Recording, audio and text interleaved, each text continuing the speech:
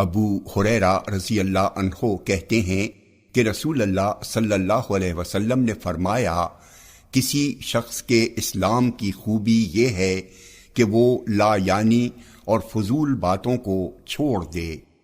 جامع ترمذی حدیث نمبر 2317۔ یہ حدیث صحیح ہے۔ علی بن حسین زین العابدین کہتے ہیں کہ رسول اللہ صلی اللہ علیہ وسلم نے فرمایا، آدمی کے اسلام کی خوبی یہ ہے کہ وہ ایسی چیزوں کو چھوڑ دے جو اس سے غیر متعلق ہوں۔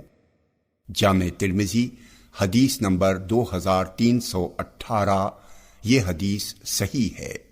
صحابی رسول بلال بن حارث مزنی رضی اللہ عنہ کہتے ہیں کہ میں نے رسول اللہ صلی اللہ علیہ وسلم کو فرماتے ہوئے سنا، تم میں سے کوئی اللہ کی رضامندی کی ایسی بات کہتا ہے جس کے بارے میں وہ نہیں جانتا کہ اس کی وجہ سے اس کا مرتبہ کہاں تک پہنچے گا، حالانکہ اللہ تعالیٰ اس کی اس بات کی وجہ سے اس کے حق میں اس دن تک کے لیے اپنی خوشنودی اور رضامندی لکھ دیتا ہے جس دن وہ اس سے ملے گا، اور تم میں سے کوئی اللہ کی ناراضگی کی ایسی بات کہتا ہے جس کے بارے میں اسے گمان بھی نہیں ہوتا کہ اس کی وجہ سے اس کا وبال کہاں تک پہنچے گا، جبکہ اللہ اس کی اس بات کی وجہ سے اس کے حق میں اس دن تک کے لیے جس دن وہ اس سے ملے گا اپنی ناراضگی لکھ دیتا ہے۔